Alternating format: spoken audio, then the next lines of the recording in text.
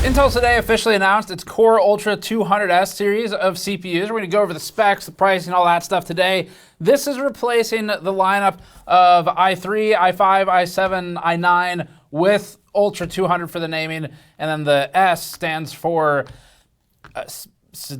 desktop, like it always has. So the new CPUs will launch on October 24th. They'll cost between $294 and $590, with the official retailer pricing potentially a little higher than this. The SKUs formally announced today and relevant to our audience include 5, ranging from the Ultra 5 through the Ultra 9 series. We'll get into some basic architectural information today, plus some core product details. Now, Intel really heavily leaned on power efficiency, reduction in power consumption, as a result, reduction in temperature of the CPUs, and then also said that more or less the Core Ultra 9 285K, get used to that, is on par with the 14900K. So basically, there's some things here that feel familiar to Zen 5, including Intel saying that this is a foundational piece that puts a lot of less visible or less flashy changes in place for future designs, just like AMD was saying about Zen 5. And performance for gaming might not look much better on a chart, so prepare for that. But they are saying that the efficiency improvements are pretty large. So sounds like we're going to have a lot to test coming up. And for our testing, we're actually rerunning everything right now with the 2H24 Windows update, and with all the BIOS updates that contain for AMD AGESA changes and for Intel microcode changes. So all that's getting tested right now, but let's get into the news. Before that, this video is brought to you by the Fractal North and Fractal North XL cases. These cases brought wood front panel accents to the market while still maintaining relatively high airflow and good thermal performance in our testing. The North series has optional all mesh or glass side panels, offering choices for build configurations. They also have color-matched accents between the white and black cases, with the wood likewise matched for the theme. Learn more at the links in the description below. All right, we don't want to waste anyone's time today, so we're going to get straight into the core details of the products, and then we'll cover some of Intel's more technical announcements and discussion points. First of all, Intel is leading the Arrow Lake launch with the K SKUs.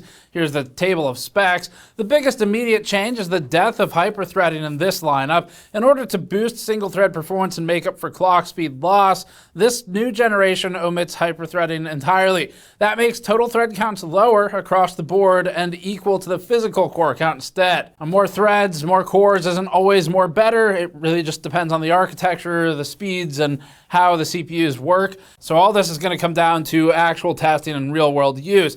The names are another big change and a somewhat confusing reset. So in a loss to hyphen and lowercase letter enthusiasts everywhere, Intel has dropped the dashes and the lowercase i's from the names. And genuinely, we probably need to explain some of this just to get everyone up to speed, because it's going to be coming up a lot. The numeric part of the name is no longer 5 digits, now it's 3, and they get to be Ultra now. So instead of i9 equals blank 900, i7 equals blank 700, and i5 equals an admittedly a little less clean blank 400, 500, and 600, now it is going to be 9 equals 85, 7 equals 65, and 5 equals 45. So there's probably an Orwellian 2 plus 2 equals 5 joke in here somewhere, or maybe a Jean-Luc Picard there are 4 lights reference. Take your pick. We're very cultured here. The $590 flagship Ultra 9 285K has 8 P cores, 16 E cores, and a total of 24 threads, again without SMT. Think of this like the 14900K replacement. The max core frequency is 5.7 gigahertz with a claimed maximum turbo power of 250 watts. Now this number is comparable to the 253 watt recommended PL setting of today's CPUs, depending on which of any number of circular recommendations you want to follow, but the actual power consumption numbers will differ, and we'll just have to save that for testing. They do have some claims though. The 285K flagship runs 36 megabytes of L3 cache. The 14900K previously had 36 megabytes of Intel's combined cache. The 285K's frequency maxes out at 5.7 gigahertz, which is lower than the 6 gigahertz maximum advertised frequency on the 14900K, or 5.8 gigahertz, depending on which situation it's in. Now, max frequency, as always, is going to be in limited scenarios. For all core frequencies, all those numbers come down. Lower frequency doesn't necessarily mean lower performance, necessarily. It depends on the architecture underneath. In this instance, though, Intel is going to be fighting to regain what it's losing here. The mid-tier Ultra 7 265K is $394 with an IGP, or $380 without. The 265K has 8 P cores and 12 E cores, compared to the 14700K's 8 P-core, 12 E-core, and 28-thread configuration. So, same P and E-core layout, but fewer total threads. Boost is listed at 5.5 gigahertz max and 250 watt max turbo against the 14700K's 5.6 gigahertz listed max boost. Finally, Intel's Ultra 5 245K and 245KF are priced at $294 and $309, both running 6P8E configurations at 5.2 gigahertz max advertised boost and 159 listed max turbo power. One totally new thing here for desktop is the inclusion of the Neural Processing Unit, or NPU, in desktop. This facilitates operations leveraged by AI workloads like matrix multiplication and convolution, and has vector engines for general tasks. Basically, the included NPU is for AI tasks, whatever Intel and its software partners decide that means this particular month. Whatever it is, we're sure that stonks will go up. For the rest, Intel spent a significant portion of its time focusing on power improvements. So reduction in power or more efficient utilization of the same power. We're going to have this whole section dedicated to that. We're, for our testing, going to be using our new efficiency testing suite that we ran with Zen 5 for that dedicated piece. You're going to see that again for these Intel CPUs because there's a lot of claims here. So we need a good amount of software to really look into it. But we'll come back to that. So to start with what they're saying, Intel's Robert Halleck, who used to be AMD's Robert Halleck, said this. Arrow Lake basically cuts the power consumption in half compared to Raptor, in half. And you know that's not an AI video, and it's a genuine Intel one because all of the Intel watermarks, they were RGB. So the claim is big. Cutting power in half from Raptor Lake and its refresh would be a major move for Intel. One slide claimed, quote, up to 58% lower package power in lightly threaded loads compared to Raptor Lake Refresh, which was working with Zoom for that particular workload. Intel also stated this. At the end of the day, trading a little bit of the energy and thermal density of Raptor in favor of a wider core allows this product to produce substantially better per core power and deliver upside performance. Intel noted that its multi-threaded performance was improved over Raptor Lake thanks to changes in voltage and frequency behavior. It also said that because Raptor Lake, correctly stated, was bouncing off of either thermal or power limits in a lot of scenarios, the claim was that the superior power handling of Arrow Lake would provide a lot of the benefit that they get, and it would allow it to keep pulling and go faster, although Intel wasn't 100% clear on, in that context, what specifically go faster means. In this chart from Intel, the company claims that its power efficiency in Arrow Lake at 125 watts is, quote, the same score as Raptor Lake at 250 watts, emphasizing what they said was half the power, the same performance. This specific chart is for Cinebench multi-threaded. In another slide, Intel again stated the same. They said 58% lower power in lightly threaded work, which was in a Zoom call here, and the same performance at half the power in sustained multi-threaded work as compared to the 14th series CPUs. Getting into gaming, Intel also made a lot of claims about the performance per watt of the CPUs. We call this efficiency, and this is something we really looked at in the Zen 5 standalone benchmarking video. Again, we'll carry that into Arrow Lake. So Intel says it has wider and more efficient cores that, combined with digital linear voltage regulators for per core voltage control, improves performance per watt in some games. The first party slide shows on par performance with most games. Robert Halleck said this. Arrow represents a reset on our desktop roadmap to give us significant thermal and electrical runway headed into the future. That's performance headroom that we can grow into with future architectures, and that's one of the reasons why we've been on such a quest to re-architect these cores. And one example, total system power for Arrow Lake was down to 447 watts from 527 watts total system power on the 14900K, while FPS was functionally the same, although technically reduced. The biggest gains included a drop in total system power of 136 watts in Age of Mythology. Now, that's total system power, so it's not just the CPU, and 79 watts in Assassin's Creed Mirage, and 165 watts in Space Marine 2. The rest were in the 30 to 60 watt range for reductions. All right, now we get into some pretty interesting stuff. We're not gonna have as many images for this because they just don't have them ready for us yet. But this is an area where we really focus to try and learn more, and it's about the thermals, but also the socket change. So this might be unique information to our report. So first up, there's gonna be two retention mechanisms for Arrow Lake. The first one is the one that we all know from LGA 1700. Nothing has changed, consider it the same. The second one is interesting. So the second retention mechanism is more expensive for the motherboard partners, which means it's more expensive for everybody. Unfortunately, motherboard vendors might use it to segment their products, we'll see. But it is intended to increase the clamping force as we understand it right now, and also distribute the force more evenly. So there's a minimum force requirement. Intel has told us that it is 35 pounds of force. That was what they directly said as the minimum. So coolers which don't meet or exceed that requirement would not be a good fit for this other retention mechanism. Now, coolers that don't meet that, we know from experience, tend to be so low end that you're probably not buying it in partnership with a higher end CPU and higher end motherboard. So probably not too much of a concern. But the way you can identify the sockets that we know of right now is the socket cover has a force requirement listed, and then the lever is supposed to have a white marking on it. And that's all we know at this moment. So this better mechanism, it's not gonna be on all motherboards. We're gonna do our best to try and get one in for the review as soon as we can. So in addition to this, Intel's overclocking team noted that sometimes the memory performance could increase a little bit from the better of the two retention mechanisms. So the socket's the same on both. It's the ILM solution that changes. And the reason the OC performance improves is from better pin to pad contact, theoretically from either just more even distribution or from more force application in general.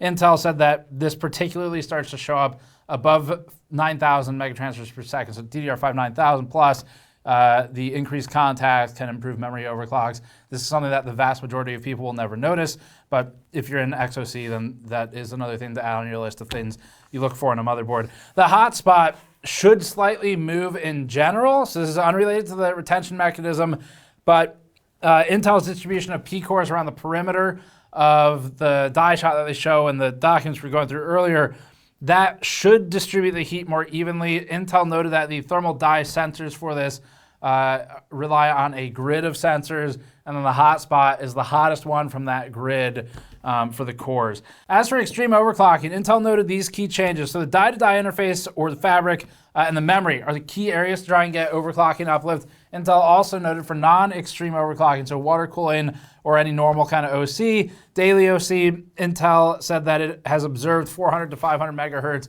headroom in the E-core OC, which is kind of a lot, and basically said that you should pay more attention to E-core OC than in previous generations. It might matter more here. Now, additionally, it noted that at the high end, it's seen 5 gigahertz E-cores in some of its best case scenarios, and that's on a 280 millimeter liquid cooler. Finally, we also learned more about APO from Intel. So APO we've tested in the past. In the past, there were 2 BIOS settings you had to manually enable. It was a beta BIOS. You had to go to the Microsoft Store, which is the worst possible user experience, download an application, toggle it on, and then it worked in 2 games, one of which is like a decade old. Actually, both of which are about a decade old. Intel says that this has changed. They say that with Arrow Lake, it's supposed to be on effectively by default, so we'll have to see that when we get the boards in. But in theory, the board enables APO and its required settings by default, and then Windows is supposed to enforce those settings by default. And so the out-of-box experience should become APO is on, period. We'll validate that, and we'll have numbers for you once we're ready to review it, but that's going to be important to know about, because if APO is on without any active effort, without any knowledge from the consumer, then it needs to start becoming a sort of a part of the reviews process. So anyway, that's the extra information we had. We're going to get into some of the performance numbers that Intel provided first party. As always, we'll have our own soon enough, but it'll set the stage for what they're targeting. The biggest thing that was interesting in this section, though, was that mechanism change.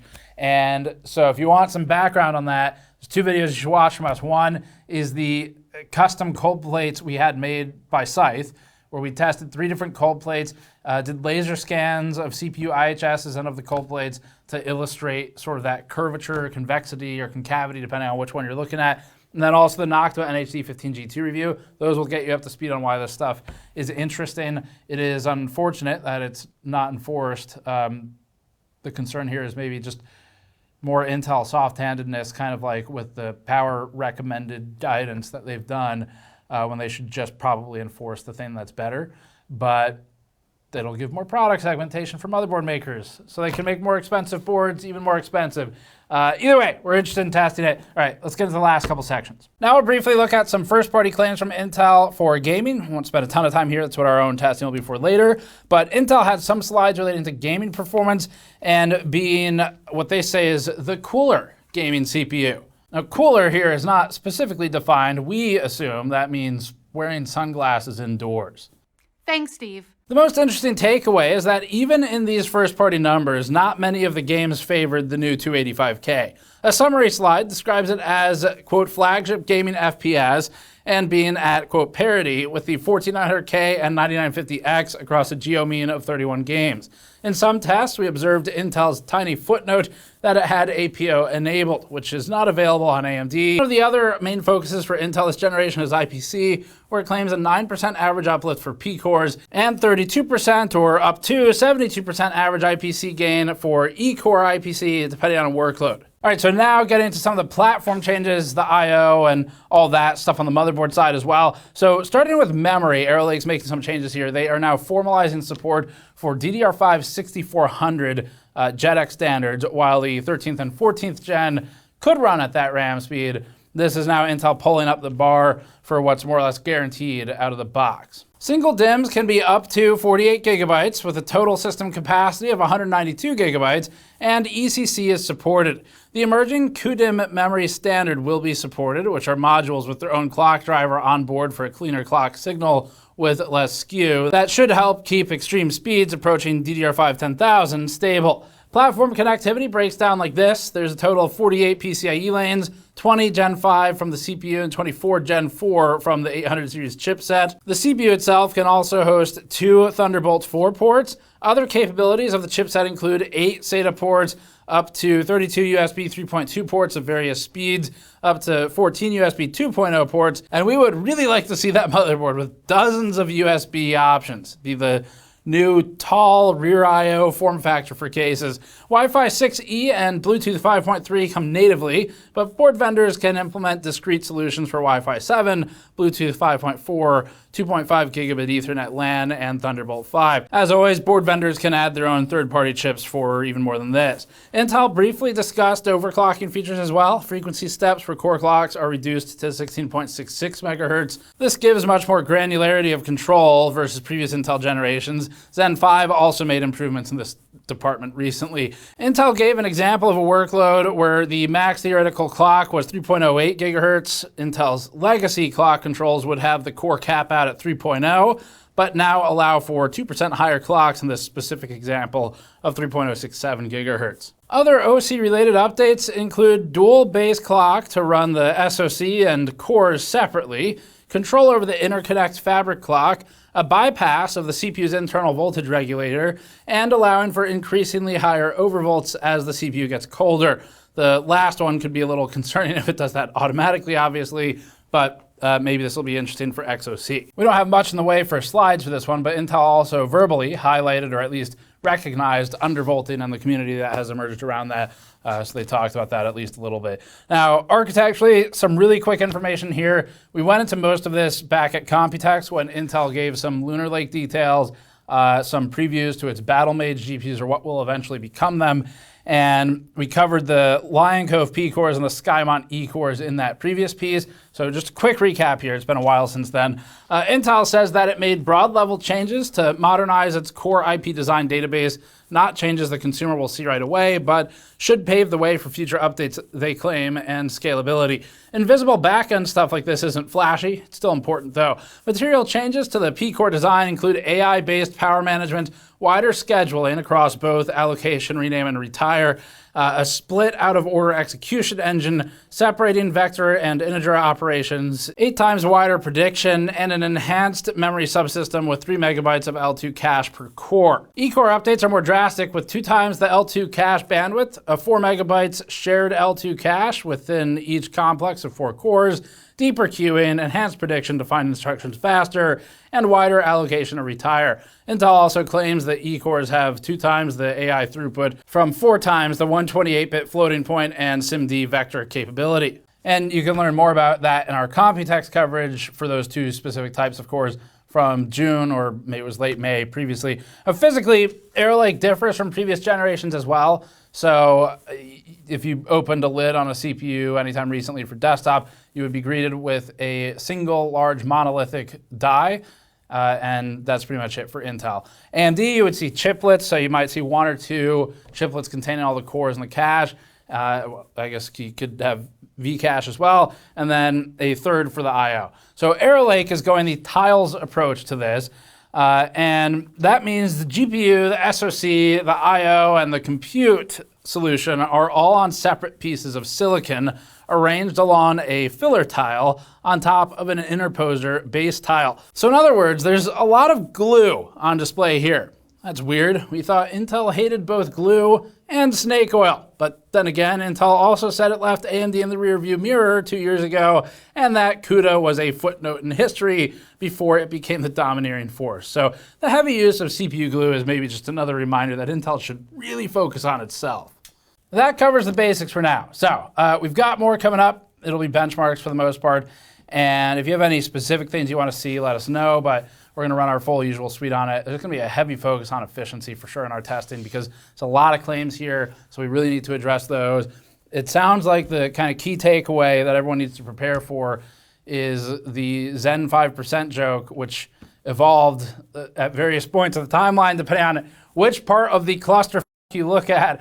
Was Zen minus 5% to Zen 5%. It looks like that's going to continue here as well. So the key being that Intel has basically said, hey, there's parity or subtraction in performance depending on how they dice up the geomean of their FPS, with the heavy caveat that they are trying to focus on efficiency. Sounds familiar? So we'll be talking about that in depth, and we're prepared for it this time because we've gone through this once recently. For our side, the biggest changes we have for CPU benchmarking coming up are Intel microcode is fully updated to the latest version. AMD AGESA is fully updated. There's a recent patch that came out for that. And then the Windows 2H24 patch was the latest one. That's all applied to our test suite. They're running in the other room right now. And yeah, we'll have Arrow Lake as soon as we can get it running through as well. But for now, we're basically rerunning everything we've already tested, and we should have the latest numbers for you. So we're not going to spend a lot of time doing A/B comparisons against the prior data that we could, I guess. What matters more to us, though, now is with everything on the newest updates for Windows, BIOS, whatever else, how does it stack up at this point for relative performance and percent differences? So anyway, we'll be looking at that soon. Thanks for watching. Subscribe for more as always. You can go to store.gamersnexus.net. That's it for this one. Thanks for watching. Subscribe for more. We'll see you all next time.